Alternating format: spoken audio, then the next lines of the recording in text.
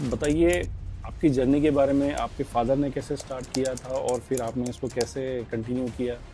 82 में अपॉर्चुनिटी मिली, किसी ने मशीन इंपोर्ट की थी और चल नहीं रही थी। फर्स्ट मशीन इंडिया में ये आप ब्रिकेटिंग की बात कर रहे ब्रिकेटिंग मशीन इंपोर्ट की थी। इस्टेब्लिश नहीं हो पा रही थी, सेटअप नहीं हो पा रही थी। अपॉर्चुनिटी मिली कि भाई एक बिजनेस स्टार्ट करते हैं, मशीनरी लाइन में आते हैं, प्लांट लगाया है, उसको बढ़ाएंगे, मशीनें और भी बनाएंगे। वो प्लांट लगभग एक ब्रिकेट मशीन का प्लांट उनको 2 साल लग गए उसको स्टार्ट करने में। हैं? सो आपने एमबीए के बाद में डायरेक्ट अपनी कंपनी ज्वाइन की या फिर कुछ और बाहर एक्सपीरियंस लिया? कैसा रहा आपका ये मैंने ग्रेजुएशन किया पहले दिल्ली यूनिवर्सिटी से केमिस्ट्री में। मैं उसके बाद काम में इन्वॉल्व हो गया था।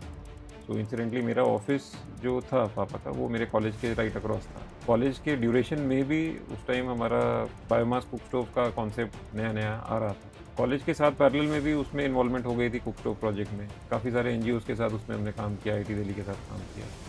2008 में ऑलमोस्ट फुल फ्लेजेड में काम में आ गया था। एमबीए मैंने उसके बाद किया। सो फिर सर आपके ज्वाइन हो जाने के बाद में क्या चेंजेस हुए? आपने क्या चेंजेस देखा है? पहले की इंडस्ट्री और अभी की इंडस्ट्री में क्या फ़र्क है? देखिए, मेरा तो ये मानना है कि पहले तो इंडस्ट्री थी नहीं, क्योंकि जब पापा ने काम किया उस टाइम तो इंडस्ट्री थी नहीं, इंडस्ट्री क्रिएट करनी पड़ी।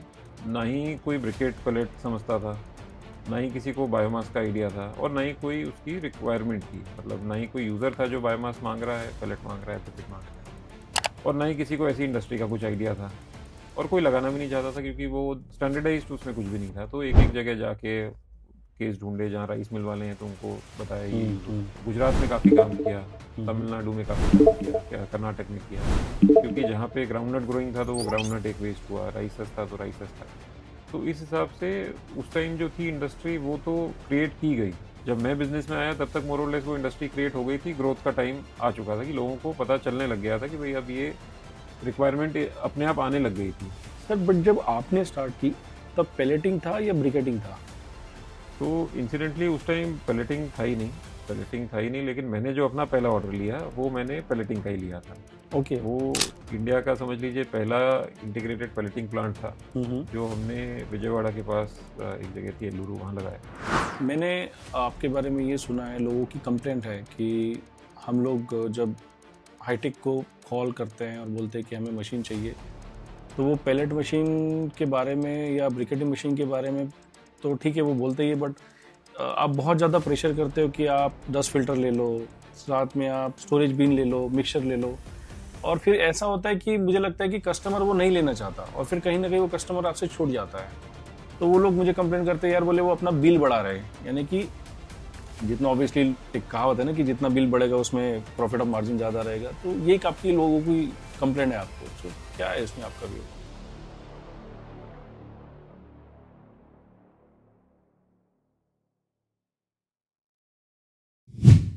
हेलो दोस्तों, मैं हूं शोएब बुरा, बाइबल सॉल्यूशन में आप सभी का स्वागत करता हूं। आज का पॉडकास्ट बहुत ही स्पेशल है क्योंकि आज मैं एक ऐसे व्यक्ति के साथ में हूं जो 18 साल से इस इंडस्ट्री के अंदर है, जिन्होंने शुरुआत में ब्रिकेटिंग के ऊपर पहले बहुत काम किया है। मैं तो कहूंगा कि ब्रिकेटिंग की जो अर्ली स्टेज थी वहां से इन लोगों ने स्टार्ट की थी। इन्होंने नहीं की, इनके फादर ने स्टार्ट की थी, यानी कि 40 साल पहले। फिर उसके बाद अपने फादर की लेगेसी इन्होंने आगे बढ़ाई। करीबन करीबन आज इन्हें 18 साल हो गए हैं और इनका नाम है मिस्टर अमृत खटेर सर। ये मैनेजिंग डायरेक्टर है hitech agro energy private limited के। ये दिल्ली बेस्ड कंपनी है और अभी बहुत ही बेहतरीन काम कर रही है पैलेटिंग में। सो आइए बात करते हैं इनसे, समझते हैं इनकी जर्नी कहाँ से स्टार्ट हुई, ब्रिकेटिंग में क्या इनका एक्सपीरियंस था और पैलेटिंग अभी इंडस्ट्री कैसे ग्रो कर रही है और क्या चैलेंजेस आते हैं। सो आइए बात करते हैं इनसे। Hello sir. हेलो। सर बताइए आपकी जर्नी के बारे में, आपके फादर ने कैसे स्टार्ट किया था और फिर आपने इसको कैसे कंटिन्यू किया? मेरे फादर पहले इंजीनियरिंग की उन्होंने 1965 में इलेक्ट्रिकल इंजीनियरिंग जोधपुर से की। उसके बाद बोकारो स्टील, सेल, जो सेल के नाम से जाना जाता है, बोकारो स्टील में जब वो प्लांट कमीशन हो रहा था उस टाइम इन्वॉल्व रहे, तो उनका काफ़ी वेरिड एक्सपीरियंस रहा। 82 में अपॉर्चुनिटी मिली, किसी ने मशीन इंपोर्ट की थी और चल नहीं रही थी। फर्स्ट मशीन इंडिया में या आप ब्रिकेटिंग की बात करें? ब्रिकेटिंग मशीन इंपोर्ट की थी। इस्टेब्लिश नहीं हो पा रही थी, सेटअप नहीं हो पा रही थी। तो अपॉर्चुनिटी मिली कि भाई एक बिजनेस स्टार्ट करते हैं, मशीनरी लाइन में आते हैं, प्लांट लगाया है, उसको बढ़ाएंगे, मशीनें और भी बना के लगाएंगे। तो वो प्लांट लगभग-लगभग एक ब्रिकेट मशीन का प्लांट उनको 2 साल लग गए उसको स्टार्ट करने में। ओके। तो प्लेन सॉडेस्ट पे ही काम होता था। ये कहाँ हो रहा था? ये था नालागढ़। नालागढ़ यानी नालागढ़ बद्दी के पास है, विच स्टेट? हिमाचल। हिमाचल। तो हिमाचल में मशीन लगी थी, सॉडेस्ट पे वर्किंग कर रहे थे। बाय द टाइम उन्होंने वो समझा कि भाई सॉडेस्ट गीला होता है, गीले पे ब्रिकेट नहीं बनता है, तो कुछ ड्राइंग के एफर्ट डाले, ड्रायर फ्लैश ड्रायर बनाए इनिशियली सॉडेस्ट के लिए। तो वो सब करके जब तक किया, 1 आध साल उसके बाद मशीन चली, उसके बाद वो सॉडेस्ट बैन हो गया।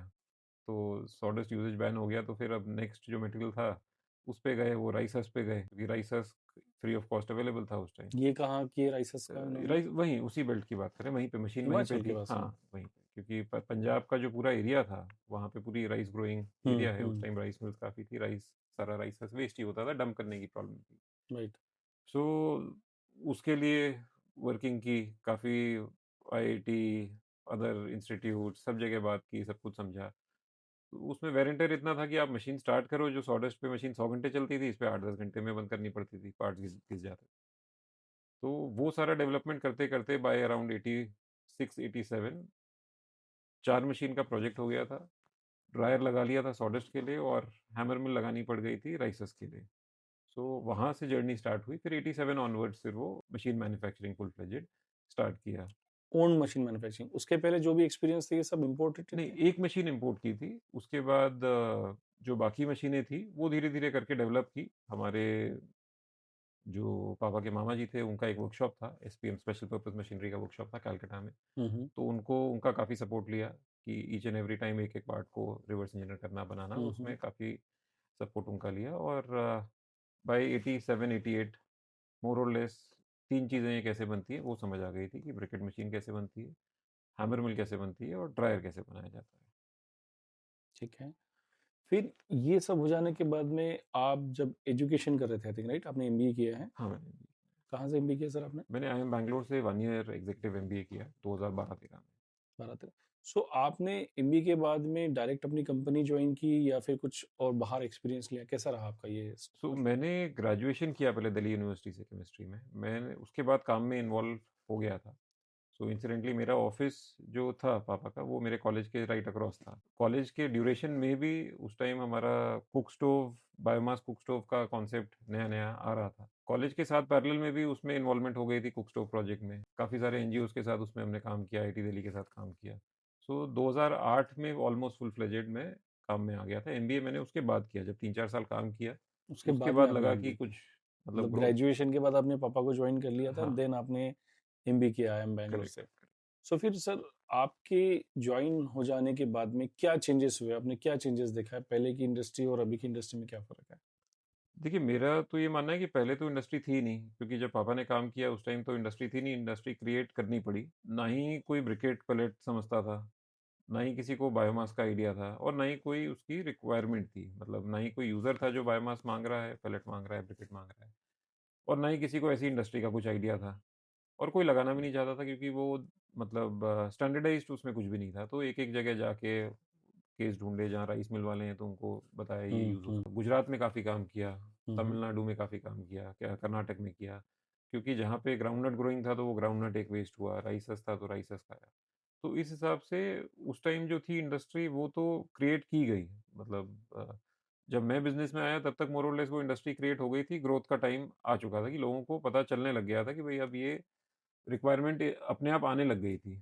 ओके। कि ईमेल उस टाइम चलते थे या फ़ोन कॉल्स भी चलते थे, तो वो काफ़ी लोगों की रिक्वायरमेंट्स आने, इंटरनल रिक्वायरमेंट आनी शुरू हो गई थी कि भई हमको ये प्रोजेक्ट लगाना है। सो अभी चेंजेस जो इंडस्ट्री में पिछले 8-10 साल में आए हैं, वो ये आए हैं कि पहले जो प्रोजेक्ट लगते थे टिपिकली 20 टन का प्रोजेक्ट, 25 टन का प्रोजेक्ट, छोटी मशीनें, एक मशीन 400-500 केजी, 600 केजी की। आज की रेट में वो बढ़ के एक मिड साइज़ प्रोजेक्ट भी अब मतलब कम से कम 60-70 टन, 80 टन पर डे बनाता है।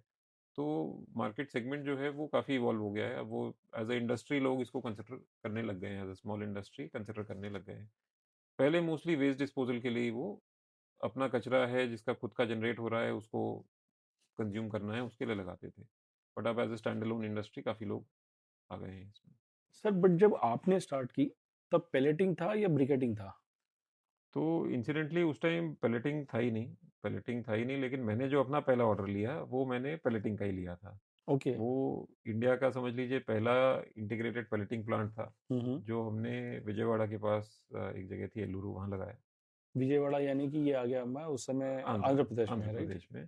तो मेरा जो स्टार्ट हुआ वो पैलेटिंग से ही हुआ, बट पैलेटिंग का उस टाइम एज़ सच इतना मार्केट नहीं था, बहुत समझाना पड़ता था कि पैलेट कहाँ यूज़ होगा और क्या एप्लीकेशन है, पैलेट क्यों बेटर है। तो लेकिन मेरी स्टार्टिंग पैलेट से ही हुई। पहला पैलेट प्लांट जो सेल किया वो भी पैलेट था, और बाकी स्टोव प्रोजेक्ट जो हमने किया, बायोमास कुक स्टोव प्रोजेक्ट, उसमें भी पैलेट का कंजम्पशन काफ़ी था। तो हमने खुद एक पैलेट प्लांट लगा के वो रन भी किया। सो वो जो आपने पेलेटिंग प्लांट दिया वो फ्लैट डाई थी या रिंग डाई थी? वो फ्लैट डाई थी, उस टाइम रिंग डाई टेक्नोलॉजी आई नहीं थी। उस टाइम जो रिंग डाई टेक्नोलॉजी थी, जो आपकी हॉरिजॉन्टल फीडिंग रिंग डाई है वो थी। हुँ, हुँ। एंड यानी कि जो पूरा ऐसा हाँ, राउंड में घूमता है। करेक्ट, करेक्ट, करेक्ट, वो थी। और वो भी मोस्टली कैटल फीड के लिए ज़्यादा यूज़ होता था, बायोमास पैलेटाइजिंग के लिए वो नहीं था। तो बायोमास पैलेटाइजिंग के लिए फ्लैट डाई ही दिया, और उसको, उस प्लांट को ऑलमोस्ट 7-8 साल उन्होंने चलाया अभी। आपने जब पेलेटिंग स्टार्ट किया तो फिर क्या ब्रिकेटिंग आपने कंप्लीटली छोड़ दिया था या फिर ब्रिकेटिंग पे भी आप कुछ-कुछ प्रोजेक्ट कर रहे थे? क्योंकि मुझे जितना याद है, लोग जो प्रेफ़र करते थे ऑल इंडिया में, वो दिल्ली साइड की जो मशीन्स है लाइक जो दिल्ली, पंजाब साइड के, उनसे ज़्यादा लोग राजकोट साइड यानी कि गुजरात साइड की मशीन प्रेफ़र करते थे। ये क्या रीज़न था? तो उसका रीज़न एक था कि एक तो राजकोट साइड, या आप पंजाब बोल लीजिए, राजकोट बोल लीजिए, जो मशीनें बनती थी, मोस्टली वहाँ का कॉन्सेप्ट ये था कि भई आप ब्रिकेटिंग मशीन है, बड़े साइज़ की है, 90 एमएम डायमीटर की मशीन आती थी, अभी भी आती है। तो उसमें कोई भी मटेरियल आप डालो, ब्रिकेट बन जाएगा। आउटपुट कितना आएगा वो डिपेंड करेगा कि आपने क्या मटेरियल किस फॉर्म में डाला है। तो राइट। वही मशीन 400-500 केजी से लेके 2 टन तक आउटपुट दे सकती है। हमने ब्रिकेटिंग में काम उस टाइम भी कंटिन्यू किया, बट हमारा कॉन्सेप्ट अलग था। हमारा कॉन्सेप्ट ये था कि मटेरियल कोई भी डालो, जब मशीन सॉडस्ट के लिए बनी है, तो मोर और लेस सॉडस्ट के फॉर्म में लाके डालो, कि आपने उसको सुखा लिया, आपने उसको साइजिंग कर दी, पाउडर कर दिया, उसके बाद डाला। तो आपने कोई भी मटेरियल डाला, आपको आउटपुट लगभग 1.5 टन के आसपास, 1.5 टन पर आवर उससे मिले। तो उस कॉन्सेप्ट पे हमने प्लांट लगाए, अलग-अलग स्टेट्स में कई प्लांट लगाए, बट वो सारे इंटीग्रेटेड प्लांट्स थे, मतलब जिसमें कि अगर कोई मटेरियल का साइज़ बड़ा है, तो उसको क्रश किया जाएगा, उसको। सर, आपने जो लाइन यूज़ की इंटीग्रेटेड, अभी भी व्यूअर्स को ये नहीं पता इंटीग्रेटेड प्लांट यानी क्या होता है। उन्हें सिर्फ 2 चीज़ समझती है, एक पेलेटिंग मशीन, एक ब्रिकेटिंग मशीन। अब ये इंटीग्रेटेड प्लांट क्या होगा? तो इंटीग्रेटेड प्लांट का मतलब हुआ कि आपके पास कोई एक मटेरियल ले लीजिए, एग्जांपल के लिए आप महाराष्ट्र से हैं, महाराष्ट्र में सोयाबीन होता है, तो सोयाबीन ले राइट। लीजिए। अब इंटीग्रेटेड प्लांट का मतलब है कि आपके सोयाबीन की रिक्वायरमेंट क्या है, उसमें क्या-क्या प्रोसेसिंग की रिक्वायरमेंट है अच्छा पेलेट बनाने के लिए। तो आपको सबसे पहले उससे मिट्टी आती है, खेत हुँ, से आएगा तो हुँ, नेचुरली मिट्टी आएगी, मिट्टी निकालनी है। उससे पत्थर आएँगे तो पत्थर निकालने हैं। एग्री।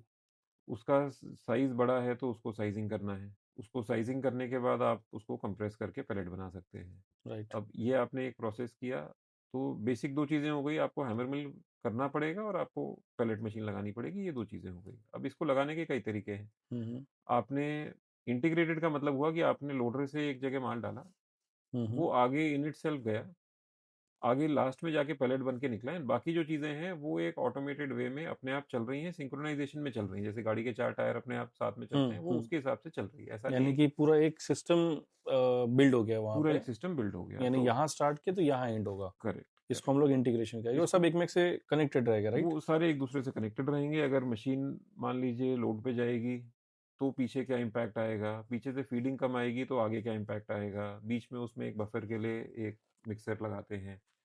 तो एयर जो निकलती है एग्जॉस्ट, उसमें डस्ट काफ़ी होती है, तो उसको कैप्चर करने के लिए डस्ट बैक फिल्टर लगता है।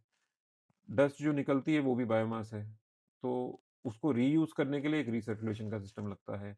तो ये सारी चीज़ें कंप्लीट करके अगर साथ में लगाई जाती है तो इसको एक इंटीग्रेटेड प्लांट बोलते हैं। मुझे बताइए सर कि मैंने आपके बारे में ये सुना है, लोगों की कंप्लेंट है कि हम लोग जब हाईटेक को कॉल करते हैं और बोलते हैं कि हमें मशीन चाहिए, तो वो पैलेट मशीन के बारे में या ब्रिकेटिंग मशीन के बारे में तो ठीक है वो बोलते ही है, बट आप बहुत ज़्यादा प्रेशर करते हो कि आप 10 फ़िल्टर ले लो, स्टोरेज बिन ले लो, मिक्सर ले लो, और फिर ऐसा होता है कि मुझे लगता है कि कस्टमर वो नहीं लेना चाहता और फिर कहीं न कहीं वो कस्टमर आपसे छूट जाता है।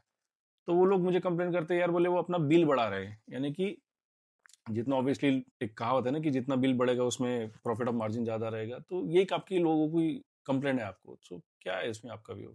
देखिए, इसमें व्यू सिंपल है कि हमारा मतलब बाय गॉड्स ग्रेस काम अच्छा चल रहा है, तो काम की एज़ सच कोई कमी नहीं है। पिछले इतने सालों से इंडस्ट्री इंडिया में बूम कर रही है and we are doing good work. लेकिन जो लोगों की फीलिंग है कि भई पैसे ज़्यादा लगते हैं, तो मेरा ये मानना है कि पैसे बहुत कम लगते हैं। पैसे का जो इन्वेस्टमेंट है वो आपको देखना चाहिए कि आपने साल का अगर 10,000 टन बनाया और आपने मान लीजिए 1 करोड़ लगाया, उसके अगेंस्ट आपने सवा करोड़ लगाया और आपकी प्रोडक्शन अगर 15,000 टन हुई, ओके। तो अब वो सवा करोड़ लगा तो वो नॉर्मल केस में आदमी को महँगा लगता है। बट जब वो 15,000 टन बनता है तो आप 15,000 टन पे अगर सवा करोड़ देखें और वो 15,000 टन 1 साल नहीं है, वो हर साल है। आप इंडस्ट्री लगाओगे तो 5-7 साल, 10 साल आप इंडस्ट्री चलाओगे। तो 5 साल 10 साल जब आप इंडस्ट्री चलाओगे तो हर साल जो उसका इम्पैक्ट है, वो जो डेल्टा आपने 25% जो आपने एक्स्ट्रा खर्च किया था, उसका रिटर्न तो हार्डली 8-9 महीने में ही आपको मिल गया। बाकी जो उसके बाद के जितने साल हैं, वो तो आपका एडिशनल एडिशनल तो क्या रिटर्न है। बेनिफिट मिलता है जैसे मिक्सचर कम स्टोरेज बिन से, डस्ट कलेक्टर से? और डस्ट कलेक्टर भी मुझे जितना पता है कि मैंने भी कैसे लोग हैं जिनको आपको मैंने रिकमेंड किया, तो वो लोग मुझे रिटर्न आए कि सर वो महंगा वाला डस्ट कलेक्टर दे रहे हैं, तो दे कैसा है ये? देखिए, जिसको इंडस्ट्री की तरह प्लांट चलाना है, हम्म। इंडस्ट्री की तरह प्लांट चलाना है मतलब कोई भी इंडस्ट्री लगाता है तो वो सोचता है भी मैक्सिमम दिन चले, कम से कम साल में 300 दिन तो चले। और 300 दिन चले और 24 घंटे नहीं चले तो 20 घंटे चले। तो साल की 5 से 6,000 घंटे मिनिमम प्लांट अगर चले, वो किसी की भी रिक्वायरमेंट रहती है। अगर किसी को इंडस्ट्री की तरह प्लांट चलाना है, तो उसके लिए रिक्वायरमेंट है कि आपकी मैन पावर पे बहुत ज़्यादा डिपेंडेंसी नहीं रह सकती।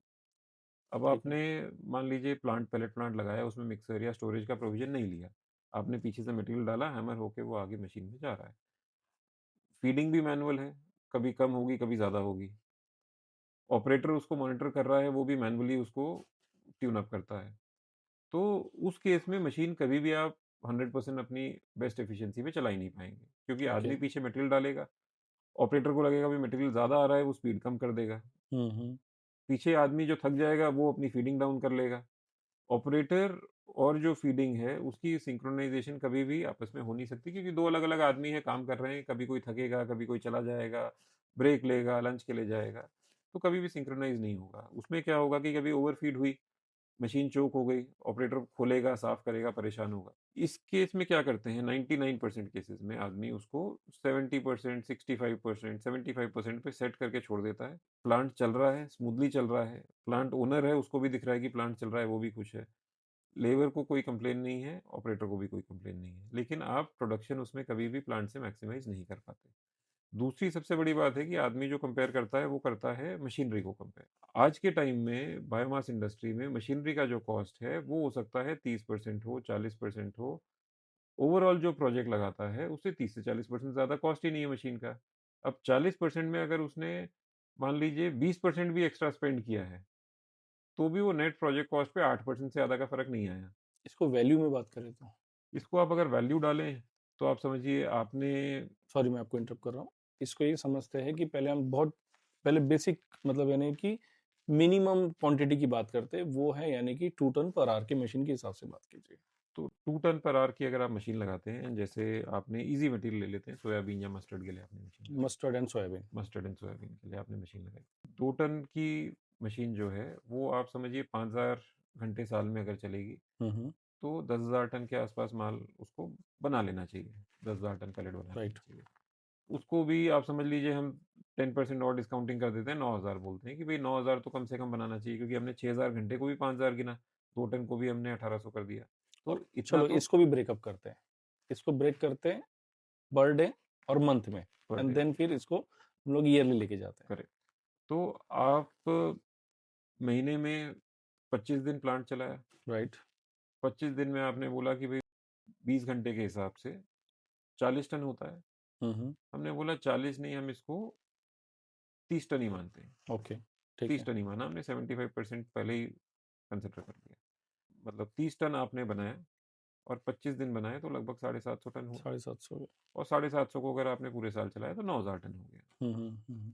तो ये 9,000 टन तो एकदम बेसिक कंजर्वेटिव बेसिक। फिगर लगती है पेपर पे। आज की डेट में कोई भी एक मशीन का प्लांट जो चलाता है वो 9,000 टन नहीं बनाता। हम्म। 99% केसेस नहीं बनाते।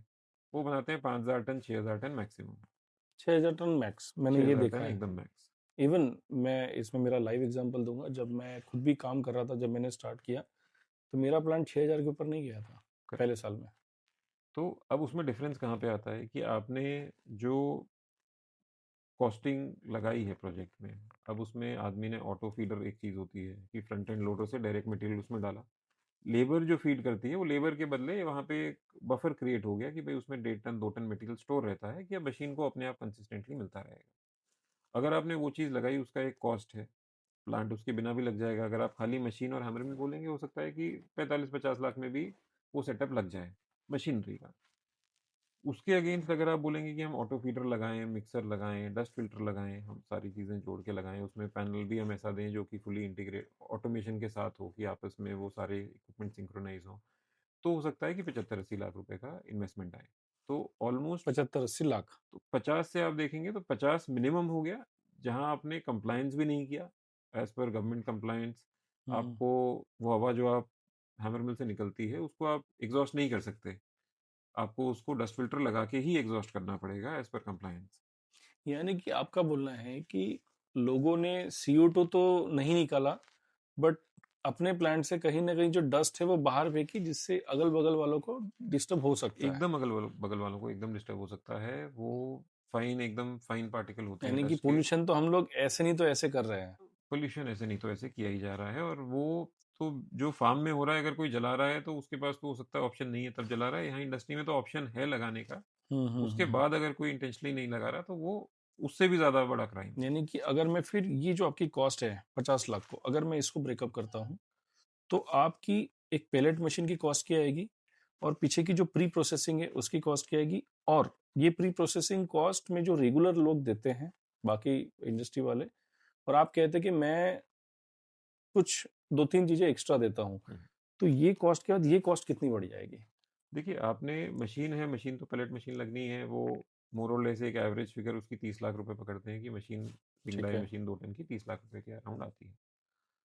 हैमर मिल सिस्टम जो उसका आता है वो 15 लाख 17 लाख के रेंज में हैमर मिल सिस्टम आता है।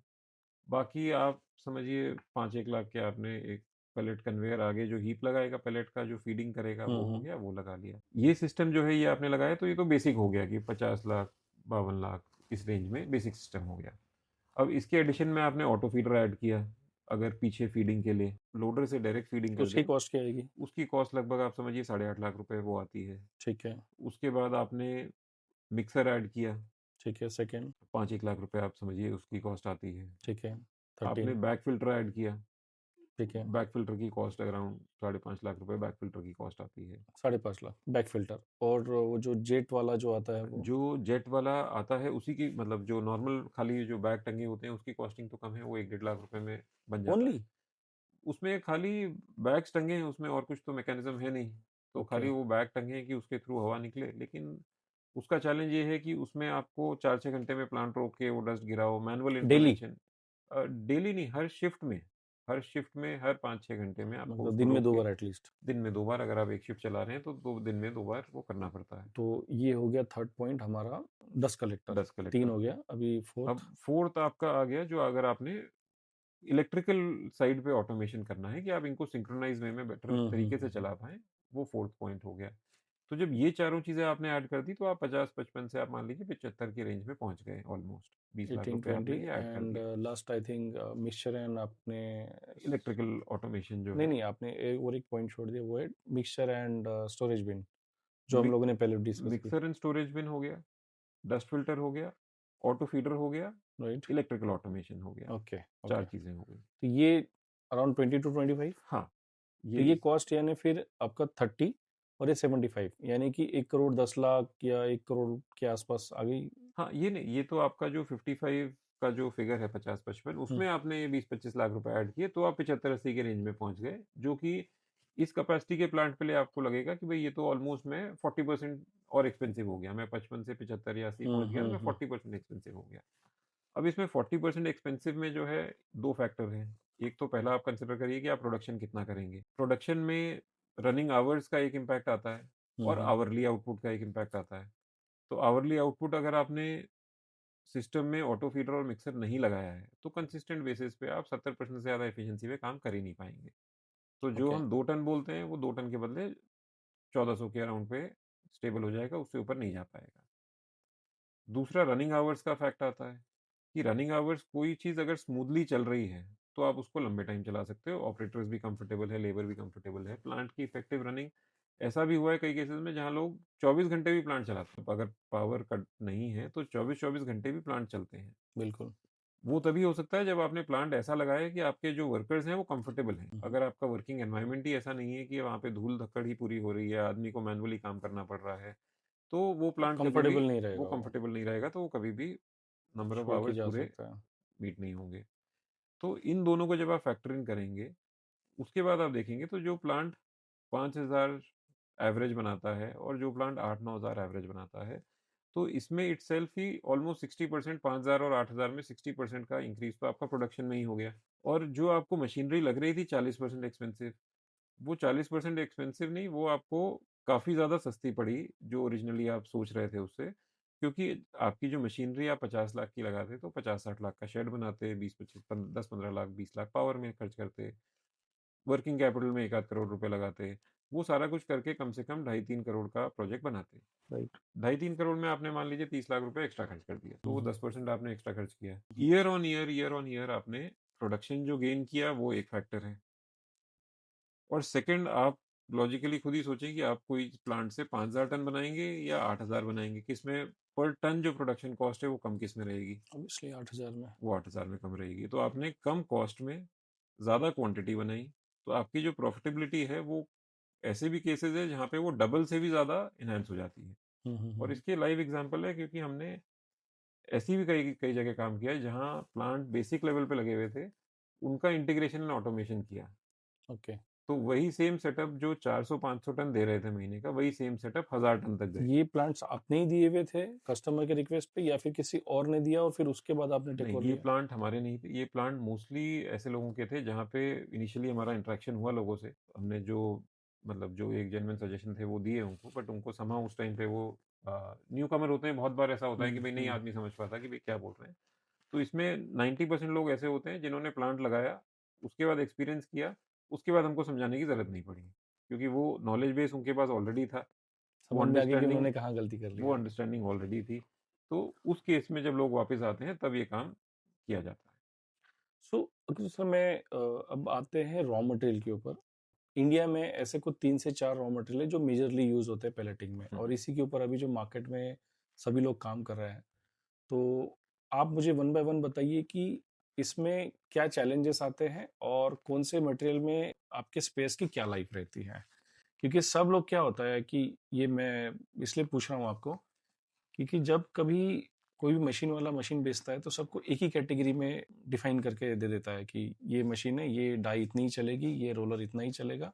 बट ऐसे रिजल्ट्स आते नहीं है या इतना ही प्रोडक्शन मिलेगा। बट जितना मुझे समझता है हर रॉ मटेरियल की अलग मॉइस्चर है, उसका टेक्सचर अलग है और उसमें कुछ में कुछ सिलिका होता है, किसी में कुछ होता है, तो उनकी लाइफ ऊपर नीचे होती है। करेक्ट। तो ये लोगों तक कन्वे नहीं होता है। तो मैं अगर 4 प्रोडक्ट पकड़ता हूँ मेजरली जो इंडिया लेवल पे हैं, पहला है आपका पराली, सेकंड है राइस हस्क। पराली मैं इसलिए पूछ रहा हूँ क्योंकि पंजाब बेल्ट, हरियाणा बेल्ट इस पे काम कर रहा है, यूपी बेल्ट।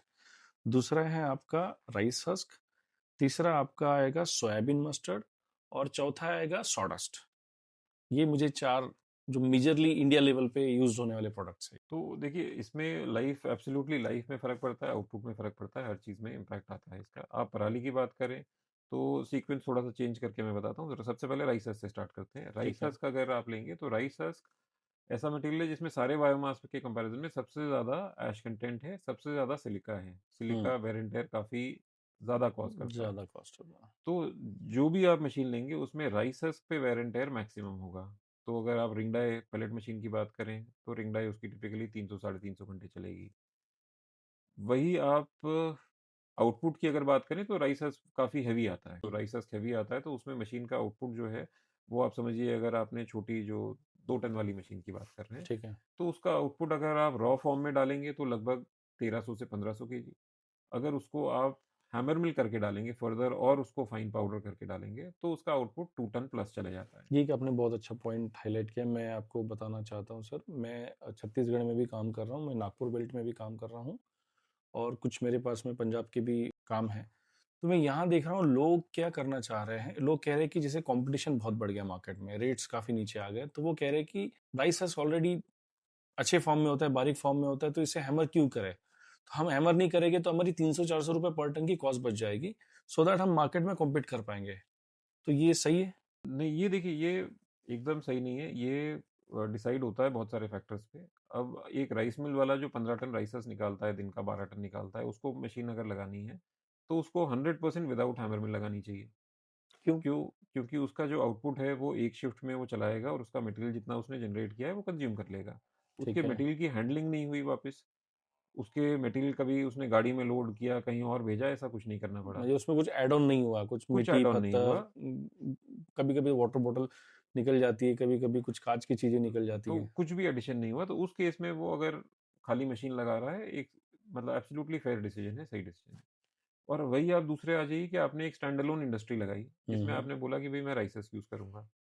वहाँ पे अगर आप हैमर मिल लगाते हैं, तो क्या एडवांटेज है? वहाँ हैमर मिल लगाते हैं, एक तो आपका आउटपुट ज़्यादा आता है, क्योंकि आपका आउटपुट 1300 से 1500 के एवरेज से वो 2 टन पे चला जाता है, तो ऑलमोस्ट क्यों? सर ये क्या रीज़न है आउटपुट ज़्यादा इसका हो गया रीज़न हैमर सिंपल करने है से? कि जो आप जो राइसेस की डेंसिटी है, मतलब जो उसमें वेट आएगा, अगर आप उसको जैसे इस कप में भर दें, तो जितना वेट आएगा और आप क्रश करके उसके बाद भरें जितना वेट आएगा, तो उसमें ऑलमोस्ट 30-40% का फ़र्क आ जाता है। तो वो जब मटेरियल आप अंदर डालेंगे, उसमें वज़न ज़्यादा है, तो वो ऑटोमैटिकली पैलेट का आउटपुट उसमें बढ़ जाता है। नॉर्मली सर राइसेस की क्या साइज़िंग रहती है? राइसेस काफ़ी छोटा रहता है। अब राइसेस देखेंगे तो अगर आप वैसे स्क्रीनिंग करने जाएँगे, तो वो 6 एमएम की स्क्रीन से ऑलमोस्ट 90% मटेरियल वैसे ही पास हो जाएगा। ओके, 6 तो एमएम से। हाँ, बट सर मैंने तो यहाँ तक सुना है कि जो पावर प्लांट्स है, ये मटेरियल बिलो 3 एमएम माँगते हैं। करेक्ट। तो फिर ऐसे केस में तो उनका मटेरियल चलेगा नहीं जो राइसेस। ऐसे केस में एकदम उनका मटेरियल नहीं चलेगा। ऐसे केसेस में जहाँ पे बायर की रिक्वायरमेंट है स्पेसिफिक कि उनको 3 एमएम, 1 एमएम, 2 एमएम जो भी साइज में चाहिए, तो उस केस में तो बाय डिफ़ॉल्ट हैमर मिलिंग की रिक्वायरमेंट है, तो वो तो टेक्निकल रिक्वायरमेंट हो गई। बट जहाँ पे वो नहीं है, वहाँ पे भी अगर आपने plant stand alone pellet plant लगाया है और आपने साथ में हैमर मिल लगाई है, तो आप आउटपुट तो अचीव करते ही हैं। ऑपरेटिंग कॉस्ट आपकी बढ़ती नहीं, क्योंकि आप 50 टन के बदले उसी लाइन से अगर 70-75 टन बनाएँगे, तो ऑपरेटिंग कॉस्ट बढ़ी नहीं। आपकी power cost per ton basis पे भी इंक्रीज़ नहीं होती। स्पेयर पार्ट कॉस्ट भी इंक्रीज़ पर टन बेसिस पे नहीं होती। हाँ, अगर आप फिगर में देखेंगे तो फिगर में ऑब्वियसली बढ़ जाएगी। पहले आप 500 टन बना रहे थे और ₹400 टन खर्च कर रहे थे, 2 लाख रुपए। अब आप 500 के बदले अगर आपने 600 टन बनाया, तो 600 टन पे भी अगर आपने 4 खर्च किया तो 2,40,000 हो गए। तो फिगर टर्म में बढ़ गई, लेकिन पर टन कॉस्टिंग पे नहीं बढ़ा। उसके बाद आपके पास फ्लेक्सिबिलिटी सबसे बड़ी क्या आ गई कि आज आपको राइस हस्क मिल रहा है, कल को राइस हस्क ₹5 किलो, ₹4 किलो हो गया। तो अगर कोई दूसरे मटेरियल अवेलेबल हैं, तो आप वो भी यूज़ कर सकते हैं साथ में। मिक्सचर रहेगा तो उसके साथ में वो मिक्स हो जाएगा। मिक्स हो जाएगा, हैमर मिल होगी तो जो सोयाबीन है, मस्टर्ड है, पास से नहीं, मान लीजिए 100-200 किलोमीटर दूर से भी अगर कुछ आ रहा है, वो भी चीज़ें आप साथ में मिक्स करके यूज़ कर सकते हैं। अगर वो हैमर मिल नहीं होगी तो आप प्योरली राइस हस्क पे ही लिमिटेड मैंने रहेंगे। कुछ ऐसे स्टैंड अलोन, आप जो प्रोजेक्ट्स की बात की, तो मैंने कुछ ऐसे प्रोजेक्ट्स देखे कि उन्होंने हैमर मिल नहीं लगाया। ऑब्वियसली आने वाले देखो कैसे, मुझे जितना समझता है कि पावर प्लांट की रिक्वायरमेंट्स है 3 एमएम, बिलो 3 एमएम, बट कुछ-कुछ पावर प्लांट्स अबव 3 एमएम ले रहे हैं।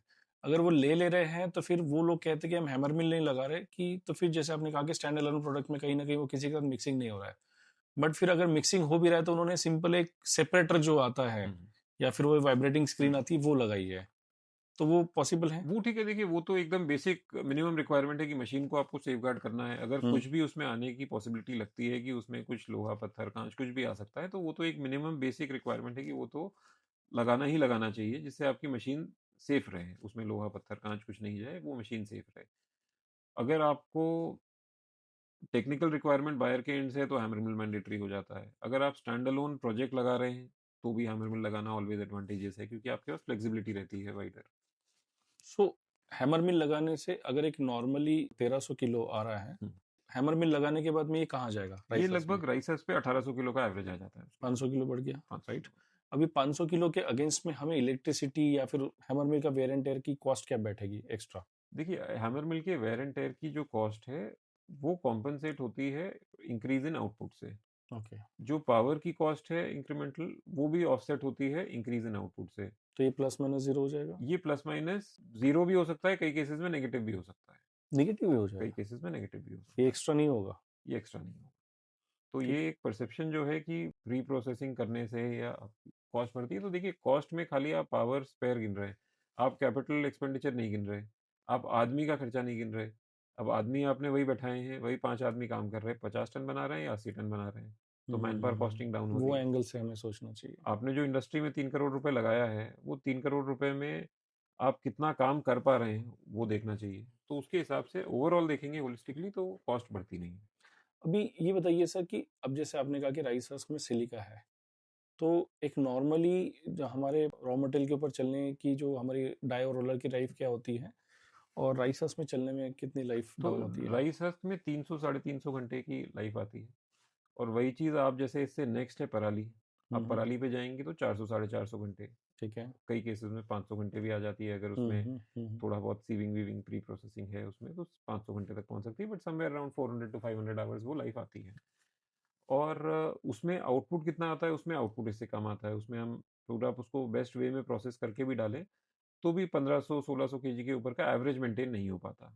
तो पर मशीन जो आप आउटपुट उसमें राइस हस्क में 1.8 जा सकते हैं, पराली के केस में 1.4 1.5 के ऊपर एवरेज नहीं जा पाते। सो क्या रीजन है सर एवरेज नहीं जा पाते? पराली की डेंसिटी बहुत ही कम होती है।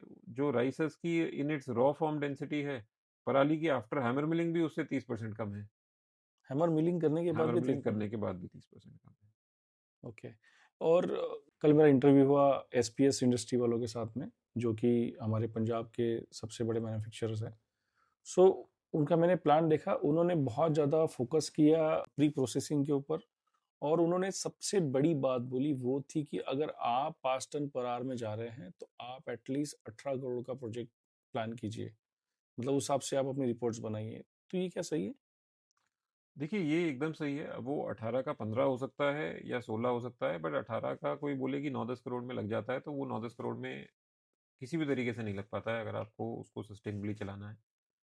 उसका सिंपल सा लॉजिक है, आप अगर बेसिक लेवल पे स्टार्ट करें, तो आप 5 टन का प्रोजेक्ट लगाएंगे, 100 टन पर डे होता है, 300 दिन मान के चलें, 30,000 टन होता है। 30,000 नहीं, हम बोलते हैं 24-25,000 टन ही बनाएगा वो। तो उसके लिए ठीक तीस है। हजार टन मटेरियल लेगा, तब वो 24-25,000 टन चौबीस बना पच्चीस पाएगा। बना पाएगा। अब 30,000 टन मटेरियल उनको 1 महीने में लेके स्टोर करना है। तो ठीक तीस है। हजार टन मटेरियल जब लेके स्टोर करना है 1 महीने में, तो 2 रुपए किलो के हिसाब से भी अगर पकड़े या 1800 रुपये टन के हिसाब से भी पकड़े, तो भी वो आप समझिए तो 5 से 6 करोड़ रुपए तो वही हुए हैं।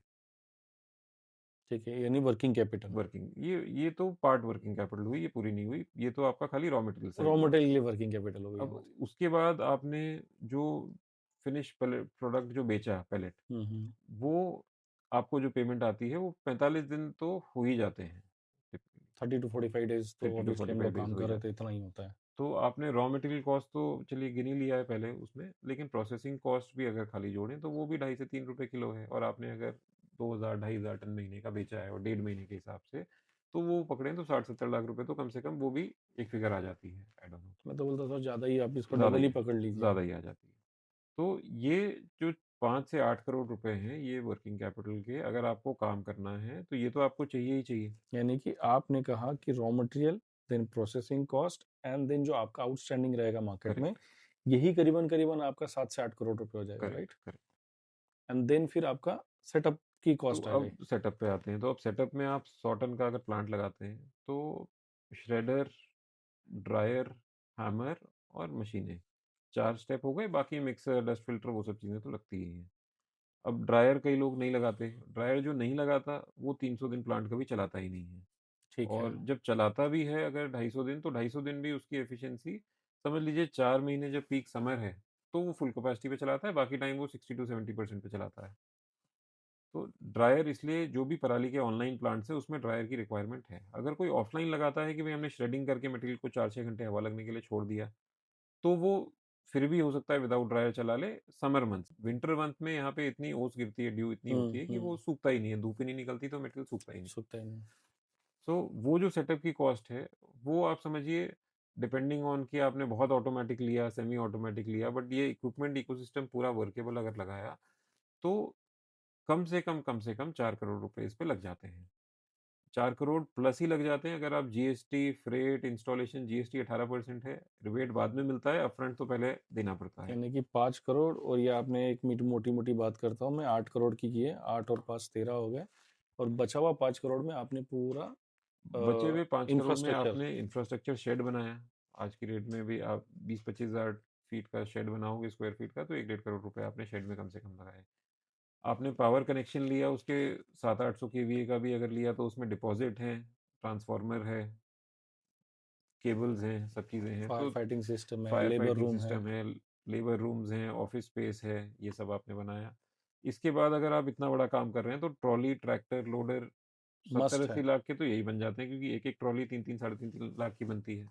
आपने 5-6 ट्रॉलियाँ भी अगर अपनी रखी, आपकी रिक्वायरमेंट ज़्यादा की होगी, 20 चाहिए होंगी, बट आपने बोला कि आपने कोई कॉन्ट्रैक्ट ही दे दिया किसी को कि भई आप माल शिफ्ट करो, ट्रॉली 2-4 अपनी रखोगे, 1 ट्रैक्टर अपना रखोगे, 1 लोडर अपना रखोगे, इतना मिनिमम रखोगे। तो ये सारी चीज़ें जब आप जोड़ोगे, तो वो जो कॉस्टिंग है वो 15 15 से से 8 से 18 कम करोड़ तो जाएगा। नहीं आती। कल जब मुझे उन्होंने ये चीज बताई तो मैं बिलीव नहीं कर पा रहा था। मैं, ठीक है, थोड़ा एक ट्रस्ट किया कि हो सकता है, बट जब मैंने पर्सनली बैठ के देखा तो मेरे कैलकुलेशन नहीं बैठ रहे थे, बट वो अभी क्लियर हो गए कि हाँ, ये 15 से 18 करोड़, अगर आप 100 ton per day, right, correct.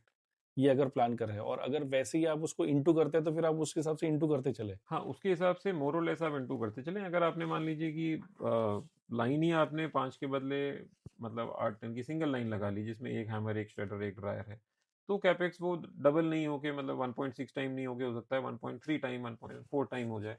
तो थोड़ा बहुत सेविंग हो सकती है उसमें। पराली में जो हम रोलर और डाई की जो लाइफ बोलते हैं, ये कम होती है या फिर राइस जाइसर जैसी कम होती है, या फिर उतनी ही रहती है, उससे नहीं, ज्यादा? राइसस से ज़्यादा होती है, राइसस से ज़्यादा होती है। राइसस में जो 300 साढ़े 300 घंटे मिलते हैं, इसमें वो 400 से 500 घंटे मिल जाते हैं। मिल जाते हैं। और अब ये हो गया पराली वाला पार्ट। अब आते हैं जो हमारा एमपी, महाराष्ट्र, तेलंगाना वाला साइड है, जो कि मस्टर्ड और सोयाबीन। सोयाबीन के ऊपर है। इस अब ये प्रोडक्ट और ये प्रोडक्ट में क्या मतलब, ये रॉ मटेरियल और ये रॉ मटेरियल में क्या डिफरेंस है? देखिए, ये रॉ मटेरियल ऐसे हैं जो ऑलमोस्ट आपको थ्रेशर के थ्रू पास होके आते हैं, यूनिफॉर्मली साइज्ड है, इजी टू प्रोसेस है, सूखे आते हैं, मॉइस्चर का इशू नहीं है, और इजी टू हैंडल है। इन टर्म्स ऑफ प्रोसेसिंग तो प्लांट में काफ़ी सारे इक्विपमेंट हट जाते हैं, आपको श्रेडर नहीं चाहिए, ड्रायर नहीं चाहिए, simple auto feeder hammer mill से आप स्टार्ट कर सकते हैं। बट सर, इसमें सबसे बड़ा प्रॉब्लम हो रहा है अभी मैं जो देख रहा हूँ महाराष्ट्र, छत्तीसगढ़, तेलंगाना में, सॉरी, महाराष्ट्र, एमपी और तेलंगाना में, यहाँ पे ना अब जैसे कंपटीशन बहुत बढ़ गया है, तो मिट्टी बहुत साथ में लेके आ रहे हैं लोग मटेरियल के साथ में, तो इस प्रोसेस में कैसे करना तो चाहिए? इसमें देखिए, इसमें 2 चीज़ें रहती है। एक तो पत्थर निकालने के लिए तो हैमर मिल के साथ ही सिस्टम आता है, जिसमें पत्थर निकल जाते हैं पूरे। मिट्टी निकालते हैं तो अगर आपकी समझ लीजिए 10% मिट्टी आ रही है, तो 4-5% मिट्टी उसमें निकल सकती है। अगर मिट्टी काफ़ी ज़्यादा है और आप क्वालिटी कॉन्शियस हो, आपको बनाना ही अच्छा पैलेट है, तो उसके लिए अलग एक स्क्रीनिंग सिस्टम आता है, जिसमें एक रोटरी स्क्रीन होती है, जिससे कि उसमें आधा एमएम की या 0.7 की जाली लगाते हैं, और उससे जितनी मिट्टी है वो मोर और लेस अगर 10% मिट्टी आ रही है, तो 10 में से 8 से 9% मिट्टी पूरी निकल जाती है। निकल जाती है। सो वो कई प्लांट्स में हमने लगाया भी है और उनका रिजल्ट भी काफ़ी अच्छा है। जो उनका एडिशनल कैपेक्स है, वो विदिन 3-4 मंथ्स ही जितनी जीसीबी इंक्रीज़ आ रही है, कि आजकल जीसीबी बेस्ड पेमेंट हो रही है काफ़ी जगह, तो जीसीबी इंक्रीज से ही उसका कैपेक्स इजीली रिकवर हो जाता है। और वो अगर आप करते हैं तो आपकी डाई की लाइफ भी बढ़ती है। जो नॉर्मल केस में आप समझें, अगर सोयाबीन या मस्टर्ड पे नॉर्मल केस में लाइफ अगर डाई की 600 घंटे आएगी, 650 घंटे आएगी, 700 आएगी, तो अगर आप मिट्टी उसकी पूरी निकाल के फिर चलाएंगे तो वो कम से कम 10 से 15% उसकी लाइफ भी बढ़ जाती है। ओके। सो यहाँ आपने कहा कि जो डाई की जो ल- आउटपुट है वो 600 से 700 वो जो टन आएगा। नहीं, वो 600 से 700 टन नहीं, वो 600 से 700 घंटे डाई चल सकती है। ओके, जो सॉरी। 350 से 400 घंटे राइसस में, और 300 से 350 घंटे राइसस में, 400 से 500 घंटे पैडी स्ट्रॉ में, और वही चीज़ इस पे आते हैं तो 600 टू 700 आवर्स में और इसमें हम लोग मिट्टी वगैरह निकाल देते तो 5-10% काम और एक बढ़ सकते बढ़ सकता है। सो यानी कि ये इजी प्रोडक्ट है, बस इसे राइट, मतलब यानी कि उसमें से जो भी अनवांटेड मटेरियल है वो निकाल दीजिए, और प्रॉपरली इसको हैमर और इंटीग्रेटेड प्लांट से चला के आपका इजीली बन सकता है। हैं। करेक्ट। सो इसके डेंसिटी में फर्क पड़ता है सर?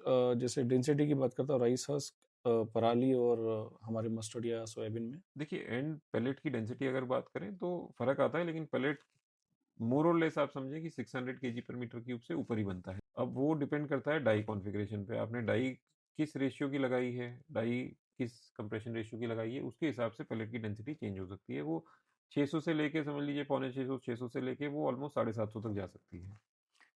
सर मेरा अभी एक रिसेंटली मुझे कुछ लोगों के कॉल आए थे। उनका बोलना था कि सर हम लोग सोयाबीन और जनरली सोयाबीन तुअर ये एक जैसे प्रोडक्ट है, सोयाबीन तुअर कॉटन और कॉर्न। कॉर्न फिर भी थोड़ा बहुत अलग है। तो सर किसी का बोलना है कि सर मेरी 8 की डाई है बट इसमें आउटपुट ज़्यादा निकलता है सोयाबीन में, बट मैं वो तुअर डालता हूँ तो मटेरियल क्रश हो जा रहा है, कम निकलता है। ये भी 8 मतलब डाई ऑलमोस्ट सेम है, हुँ। ये भी 8 mm है, ये भी 8 mm, ये भी 8 mm है। तो इसमें क्या चेंजेस करनी चाहिए तब जाके ये आउटपुट सही आए और डेंसिटी सही आए? देखिए, इसमें तीनों मटेरियल्स आपने बोला जो सिमिलर हैं, वो एक्चुअल में सिमिलर नहीं, वो काफ़ी अलग हैं। आप तूर की बात करें, हुँ, तूर में जो बायोमास में नेचुरल लिग्निन होता है बाइंडिंग के लिए, वो काफ़ी कम है, तूर में, तूर में। सोयाबीन में रीज़नेबल है, ठीक है। कॉटन में काफ़ी ज़्यादा है। तो आप कॉटन के लिए अगर डाई लेंगे और उसी को आप सोचेंगे कि हम तूर पे चलाएँ, हुँ, तो तूर पे आपको उतना इफ़ेक्टिव कंप्रेशन मिलेगा ही नहीं कि वो इफ़ेक्टिव बाइंडिंग हो पाए। हुँ, तो हुँ, तूर का अलग होगा, सोयाबीन का अलग होगा, कॉटन का अलग होगा। अब कॉटन वाली डाई से आप सोयाबीन पे बनाएँगे तो बना सकते हैं, क्वालिटी थोड़ी डाउन आएगी। सोयाबीन वाली से कॉटन पे जाएँगे तो आपका जो है कुछ इम्पैक्ट आएगा। बट आइडियली अगर आप बोलें, अगर आप इंडिपेंडेंट एक-एक बायोमास चला रहे हैं, तो तीनों की डाइज़ अलग-अलग होंगी। तो अगर आपके पास में समझो कोई सीज़न में आप पहले तो सोयाबीन खरीद रहे हो, तुअर खरीद रहे हो या कुछ ऐसे एरिया में एक और एक मैं रॉ मटेरियल भूल गया जो है कॉर्न। सो इनके आस-पास में कॉर्न भी आता है। तो अगर वो एक तीसरे सीज़न में कॉर्न भी मिलता है, तो तीनों के लिए अलग-अलग डायरा हमें रखनी चाहिए। तीनों के लिए एकदम अगर आपको अलग-अलग यूज़ करनी है डाइयाँ, तो तीनों के लिए आपको और अलग-अलग रखनी अगर पड़ेगी। कहीं-कहीं क्या होता है कि एक ही समय आ जाता है, यानी उसी समय उसका सोयाबीन भी है, तुअर भी है और आपका कॉर्न भी आ गया, हाँ, तो ये तो मिक्सिंग करके चला सकते मिक्सिंग हैं? करके चलाते हैं तो मिक्सिंग करके चल जाता है। जैसे आपने एक एवरेज ले लिया, बीच सेंटर पॉइंट सोयाबीन है, तो आपने उसके हिसाब से अगर सिस्टम लगाया है, उसमें आप कॉटन भी मिक्स कर रहे हो, तूर भी मिक्स कर रहे हो, माइनर रेशियो में, माइनर का मतलब है कि भई आपने 25-30% वो डाला, तो उतने में उतने वेरिएशन में प्रॉब्लम नहीं आती। हुँ, हुँ। बट अगर आप उसमें 100% तूर बनाने की कोशिश करेंगे तो नेचुरली वो इफेक्टिव बाइंडिंग नहीं आएगी। सर कॉर्न में एक बहुत बड़ा इश्यू है। मैं काफ़ी लोग मुझे फ़ोन करते हैं कॉर्न को लेके कि कॉर्न जल्दी मतलब लाइक डायरेक्ट उसका पेलेट बनता है क्या? या सही हैमर मिल नहीं मिलती, मटेरियल क्रश नहीं होता है। तो कॉर्न के लिए क्या आपके पास में क्या सॉल्यूशन है? देखिए, कॉर्न के लिए सॉल्यूशन ऐसा है कि कॉर्न डायरेक्टली हैमर मिल्स में भी जाता है। हमारे okay, hammer mills already Maharashtra में कई क्या जगह लगे साइज़? हैं। कॉर्न कॉब जो आता है वो साइज़ अप टू समझ लीजिए 6 टू 8 इंचेज़, वो कई बार पूरा कॉर्न कॉब जो सिंगल पीस में भी आ जाता है, बड़ा साइज़ जो हम बड़ा बोलते साइज़ हैं। भी आ जाता है। तो आइडियल वे बोलेंगे तो उसको आप थ्रेशर से या चिपर से पास करके या श्रेडर से पास करके उसके बाद उसको हैमर मिल में डाला जाए यानी तो कि उसको पहले छोटा बनाना छोटा चाहिए। बनाया जाए, फिर डाला जाए तो बेटर है। तो ये आइडियल इंटीग्रेटेड सिस्टम में ऐड हो सकता है ये? हाँ, इंटीग्रेट में एकदम ऐड हो सकता है। जैसे पैडी की बेल जाती है, वो श्रेड होती है, हुँ, आगे हुँ, ड्रायर हुँ। में जाती है, फिर आगे हैमर में जाती है, ऑनलाइन जाती है, यानी कि पहले आपका कन्वेयर रहेगा, फिर श्रेडर रहेगा एंड देन श्रेडर से फिर हैमर रहेगा। फिर हैमर रहेगा। तो आई थिंक आउटपुट भी ज़्यादा मिलेगा? आउटपुट में काफ़ी इम्पैक्ट आता है क्योंकि अगर आप जब आप हैमर मिल का जो आउटपुट है, उस पे काफ़ी इम्पैक्ट आता है क्योंकि आपकी हैमर मिल उतना आउटपुट दे पाती है जितनी उसकी फुल कैपेसिटी है। अगर वो 2 टन की मशीन के पीछे आपने 2 टन का हैमर लगाया है, आप उसको चिपिंग करके डालेंगे तो वो 2 टन दे पाएगी आउटपुट। अगर आप एज़ इट इज़ डालेंगे तो वो 2 टन आउटपुट दे नहीं पाएगी, तो आपकी मशीन अंडर कैपेसिटी ही चलती रहेगी। बट सर कॉर्न में थोड़ा बहुत मॉइस्चर भी आता है, तो क्या हमारे हैमर मिल्क को इम्पैक्ट करता है? हैमर मिल को इम्पैक्ट करता है। कॉर्न में जो मॉइस्चर आता है वो इनिशियल सीज़न में ज़्यादा आता है, हुँ, एक आध में 15-20 दिन, महीने भर में, उसके बाद सबसाइड हो जाता है। उसके लिए कौन हमें ड्रायर की नीड होती है? देखिए, उसके लिए ड्रायर की नीड बोलेंगे तो ड्रायर की नीड एज़ सच नहीं होती है। हुँ, हुँ, इनिशियल जैसे कोई भी मटेरियल है, केन ट्रैश भी आता है, गन्ना पत्ती जो है या कॉर्न है। इनिशियल 15-20 दिन में मॉइस्चर आता है, उस टाइम पे परफॉर्मेंस थोड़ा अफ़ेक्ट होता है, बट खाली उतने से ड्यूरेशन के लिए अगर ड्रायर लगाया जाए तो वो इन्वेस्टमेंट सही जस्टिफाई नहीं नहीं है, होगा। जस्टिफाई नहीं होगा, सिर्फ़ कुछ दिन के हिसाब से। हाँ, मुझे लगता है कि उसको सन ड्राई कर देना चाहिए पहले हाँ, शुरुआत में। उसको सन ड्राई किया जाए या आपके पास आज आया है तो आप 5 दिन बाद उसको यूज़ करें। हुँ, हुँ, हुँ, हुँ। सो उसके बाद उसका आउटपुट सही मिल सकता है। तो उसके प्योर कॉर्न से भी सर पेलेट बनता है? प्योर कॉर्न से अच्छे पैलेट बनते हैं। अच्छे बनते प्योर हैं। कॉर्न से अच्छे पैलेट बनते हैं। क्या जीसीबी के आते हैं सर ये? देखिए, कॉर्न का जीसीबी जो है वो ऑलमोस्ट खाली अगर कॉब है तो 3900 4000 रेंज में आ जाता है। अगर उसमें पत्ते मिक्स हैं, कॉर्न जो स्टॉक आता है साथ में, तो भी वो 37 टू 39 के रेंज में आता है। अब सर अब सबसे डिफ़िकल्ट प्रोडक्ट के बारे में बात करते हैं, यानी कि रॉ मटेरियल के बारे में बात करते हैं।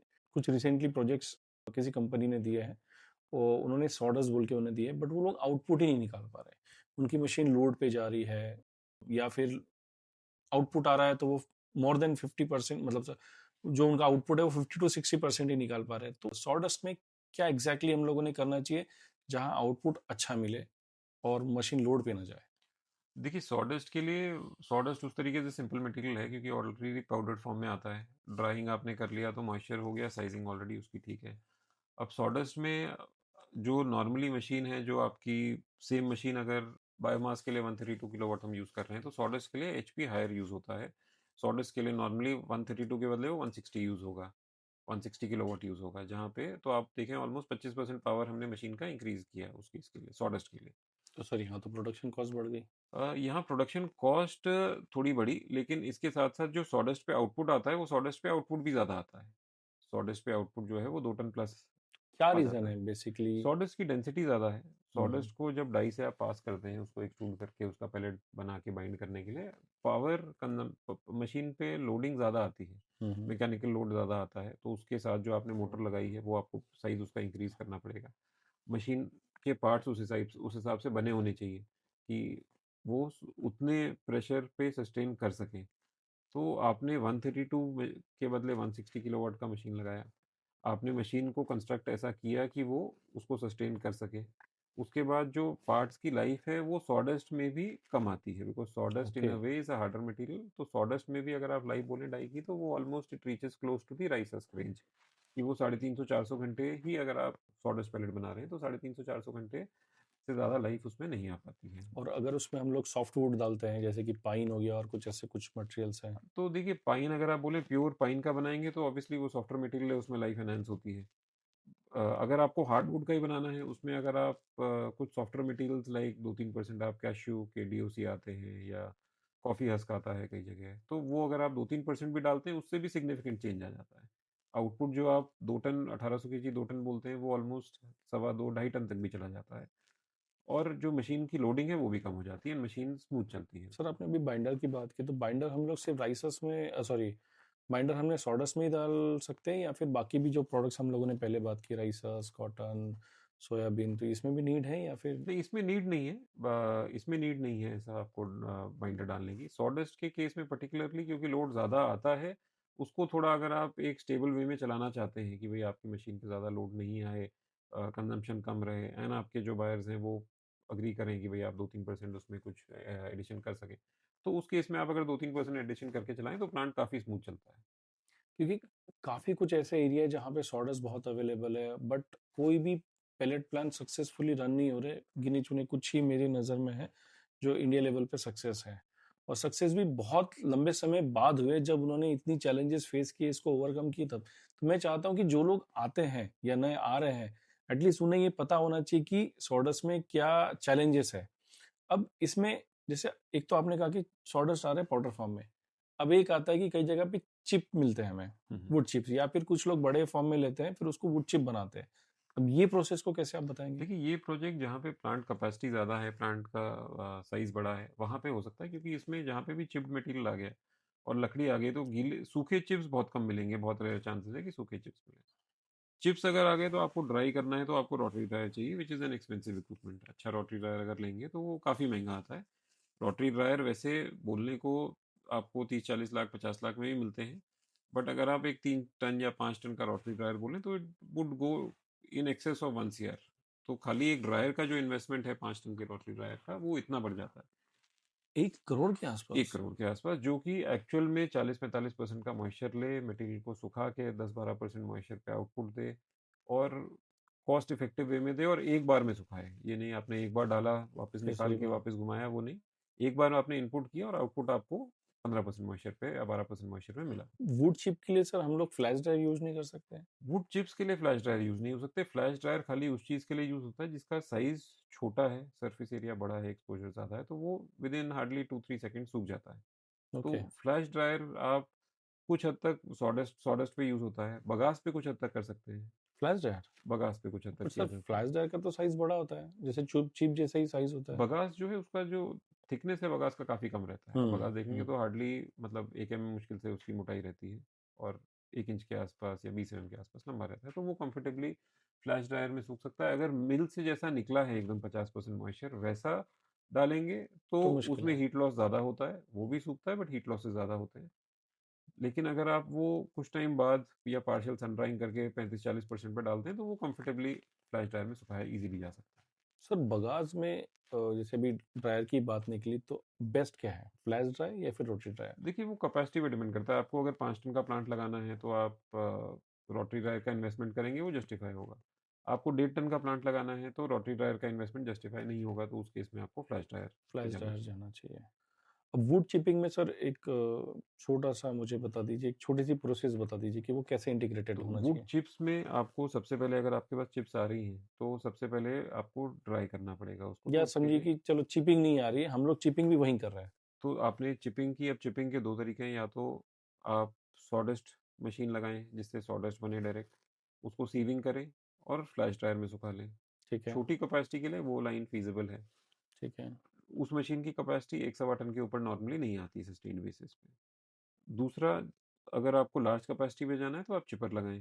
हुँ, आपने हुँ। चिपर लगाया, चिपर से चिपिंग की, 5 टन, 60 टन, 10 टन तक पर आवर तक के चिपर्स भी आते हैं। वो चिपिंग करके फिर आपने रोटरी ड्रायर लगाया। ओके, उसके बाद आपने फिर हैमर मिल लगाया, ओके। फिर पैलेट बनाया। तो ये सीक्वेंस रहेगा। इसमें कॉस्ट बढ़ जाएगी, प्रोसेसिंग ये कॉस्ट बढ़ तभी जाएगी। ये बड़े प्लांट्स जो हैं उसके लिए फ़ीज़िबल हो सकता है। अगर आपके पास कंसिस्टेंट अवेलेबिलिटी है पूरे साल की और आपको 5-7 टन का प्लांट लगाना है, तब ये फ़ीज़िबल हो सकता है।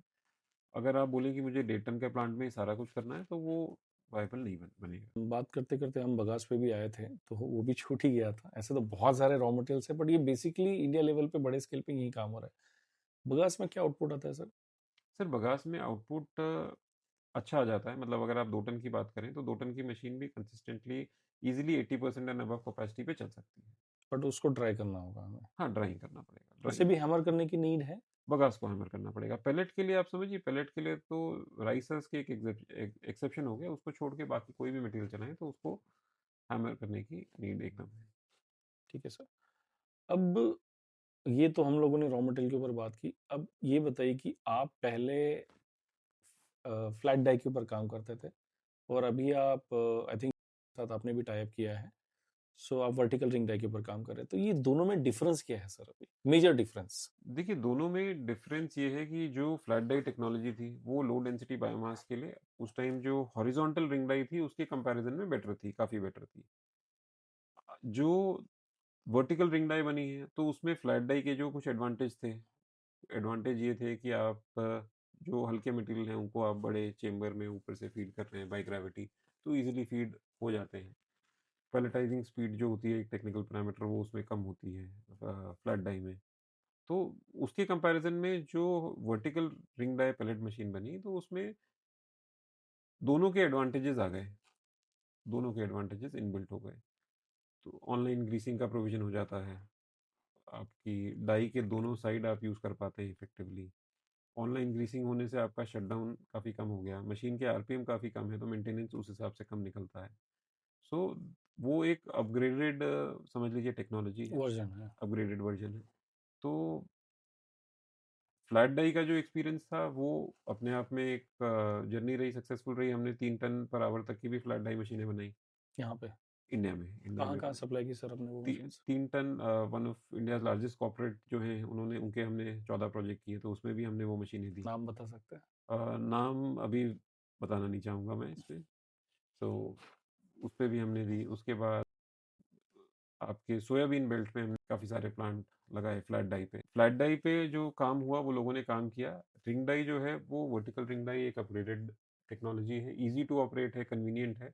उस पे काफ़ी सारे प्लांट शिफ्ट हुए। हमारे भी क्लाइंट्स को हमने भी सजेस्ट किया जब ये टेक्नोलॉजी हो गई मतलब आप स्टेबलाइज़। अपने ही क्लाइंट्स को जो फ्लैट डाई थे अब आप वर्टिकल पे शिफ्ट कर रहे हैं। वर्टिकल पे शिफ्ट किया क्योंकि जो उसका power cost, maintenance cost, output, वो सारी चीज़ें हैं, तो वो देखेंगे तो वो अपने आप में 1.5-2 साल में उसका एक पेबैक आ जाएगा। वो देखते हुए काफ़ी लोगों ने शिफ्ट उस पे किया।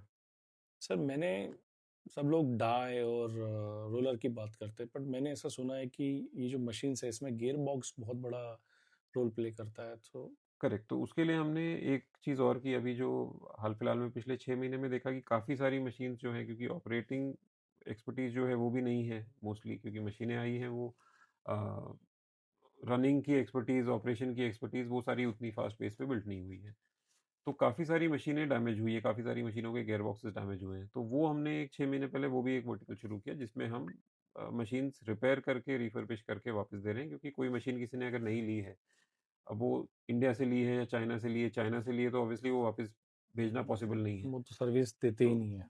वहाँ से जो चैलेंज है वो ये है कि भई आपने अगर मशीन ले ली है, अब उसको चलाना तो है। अब उसको एक बार में आदमी को समझ भी आ गया कि भई ये चीज़ें नहीं करनी थी। लेकिन उसको एक मौका वापस मिलना चाहिए कि वो लगा के उसको रिपेयर करके लगा के चला चला सके। सके।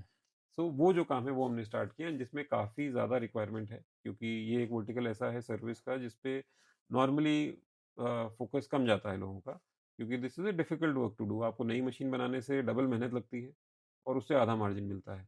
हुँ। तो वो एक चीज़ है जो हमने। बट आप अभी ऑफ़िस पे फ़ोकस कर रहे हैं। हाँ, इस पे एकदम फ़ोकस कर रहे हैं हम। जो बड़ी रिंग डाई मशीन्स हैं वो इंडिया में डेवलप कर रहे हैं।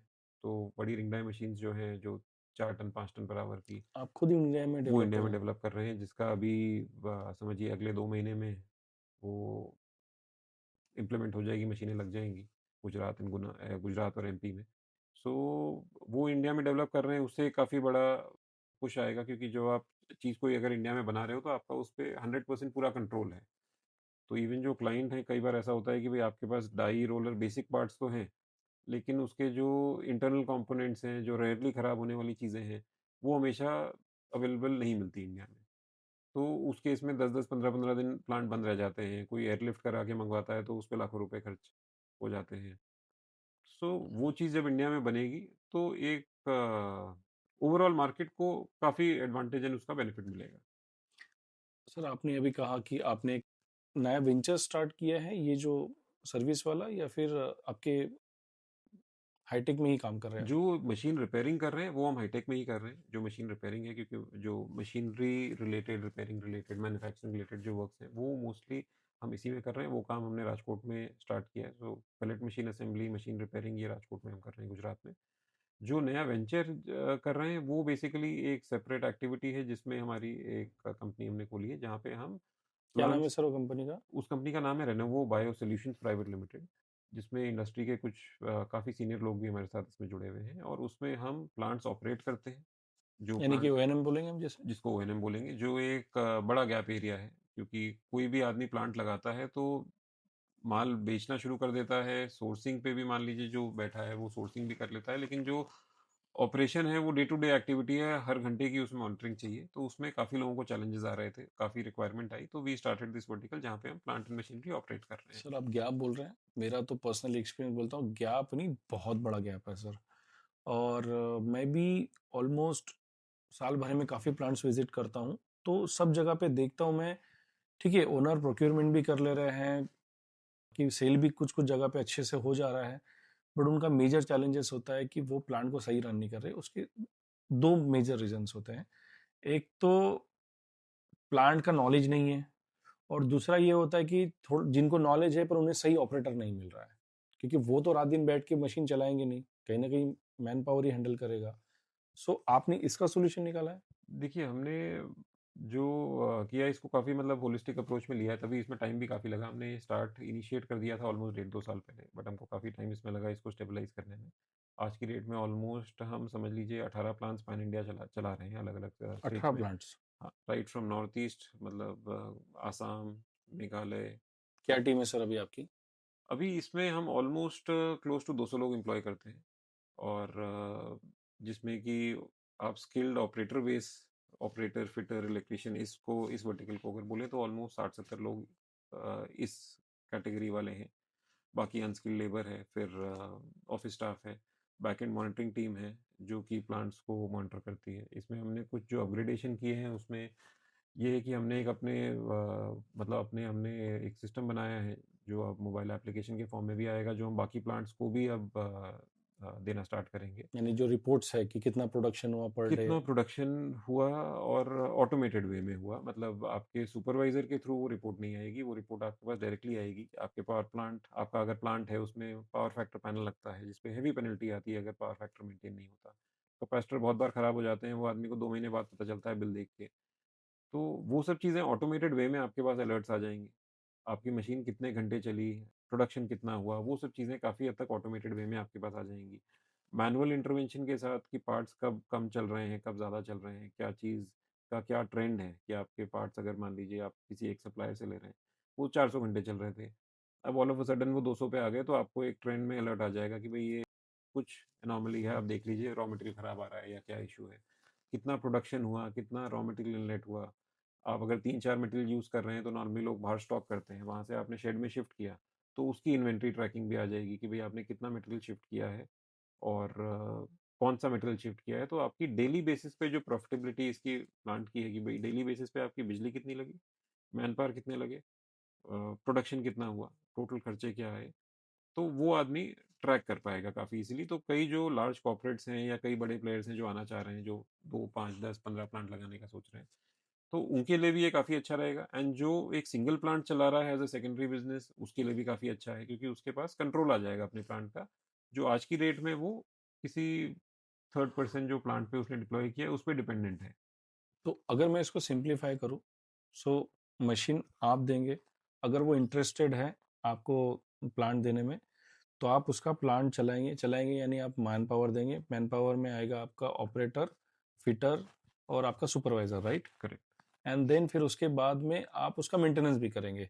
तो मेंटेनेंस में आप स्पेयर देंगे या स्पेयर उन्हें खरीदना पड़ेगा? नहीं, उनको इसमें कुछ भी नहीं खरीदना पड़ेगा। अगर वो हमको देते हैं प्लांट चलाने के लिए, तो उनको कॉम्प्रिहेंसिव हम बोलते हैं कि कॉम्प्रिहेंसिव ओएनएम। उसका मतलब है कि अगर उसमें कोई मोटर जल गई, कोई गियर बॉक्स टूट गया, कुछ भी हो गया प्लांट में, जो चीज़ें हमने सप्लाई की है जो बैटरी लिमिट के अंदर, तो उसका कॉम्प्रिहेंसिव पूरा मेंटेनेंस हम कवर करते हैं। स्पेयर पार्ट की इन्वेंटरी हम मेंटेन करते हैं।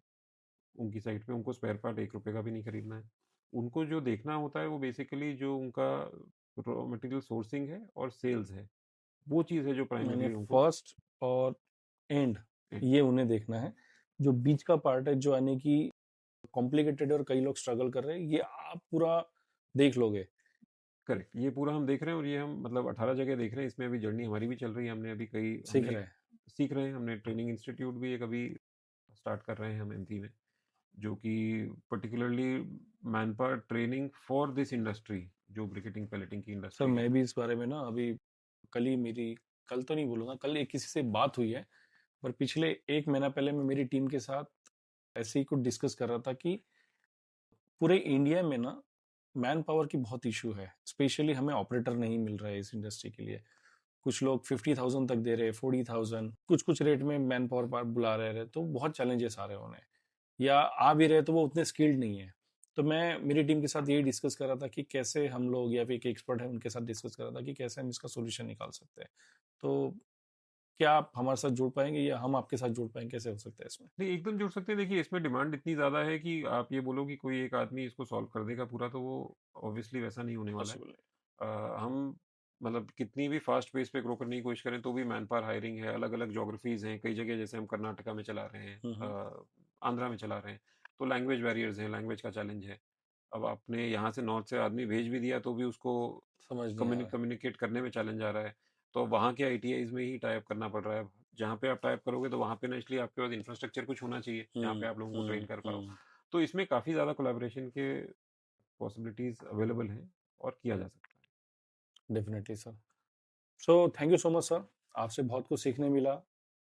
काफ़ी डिटेलिंग में बातचीत हुई और मैं तो ऐसा समझता हूँ कि अगर मैं आपसे डिस्कस करने बैठा तो पूरा दिन भी इंटरव्यू चलेगा तो हमारी बातें ख़त्म नहीं होगी।